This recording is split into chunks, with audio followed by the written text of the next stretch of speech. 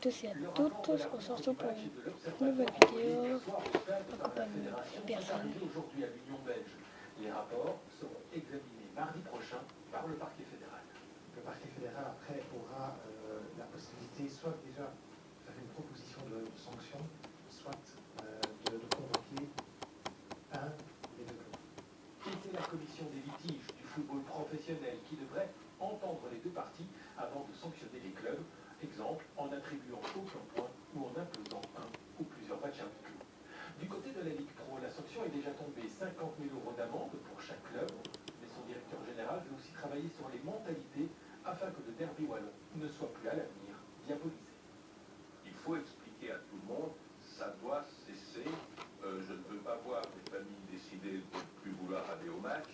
Ils avaient un stade full house ce dimanche et les gens sont tous partis déçus.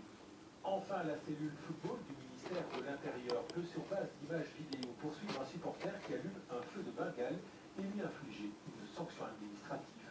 Aujourd'hui, sur base de la loi football, la sanction minimum est d'un an d'interdiction de stade et 500 € d'amende. La sanction peut être plus élevée s'il y a des faits civiques ou des comportements causes plus graves qui sont encore ajoutés. Les peines sont plus sévères aux Pays-Bas par exemple. Et donc aux Pays-Bas, la personne risque immédiatement 5 ans d'interdiction de stade. Reste à savoir si ces sanctions permettront au football de retrouver des valeurs indispensables dans un stade, celle de la fête et du quartier. D'autres sanctions sont tombées dans le cadre du match opposant Bruges à Anderlecht le 8 avril 2013. Ce jour-là, des supporters des deux clubs s'affrontaient sur un parking d'autoroute, des incidents qui avaient déjà commencé aux abords du stade. Le tribunal correctionnel de Bruges vient de condamner 10 supporters d'Anderlecht à des peines de travail et d'amende. Le meneur est conclu de 3 mois ferme et d'une interdiction de stade d'1 an. L'ex-président de la FIFA, Sepp Blatter, reste lui suspendu 6 ans de toute activité liée au football. Décision prise en appel par le tribunal arbitral du sport. Blatter avait été suspendu en 2015 pour un scandale de corruption impliquant également Michel Platini. Dans les titres, c'est une enquête de l'Organisation de coopération et de développement économique. La Belgique est le pays industrialisé qui dépense le plus pour les pensions de ses fonctionnaires, devant le Royaume-Uni et la France. Les explications de Simon François et Pascal Noriega. Sécurité d'emploi et surtout pension attrayante. Voici les avantages souvent cités pour décrire la fonction publique. Des avantages qui ont un coût pour l'État. La Belgique est le pays développé qui consacre le plus grand budget aux pensions de ses fonctionnaires.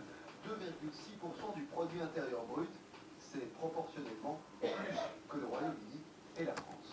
Historiquement, les salaires des fonctionnaires étaient plus bas que les salaires du secteur privé. Progressivement, ces deux salaires se sont équilibrés, mais cela justifie qu'à l'époque, on ait prévu un système particulier pour le statut des fonctionnaires. Chez nous, les pensions des fonctionnaires sont organisées dans un système distinct. Une administration qui coûte cher selon l'Organisation de coopération et de développement économique qui se base sur des chiffres de 2013.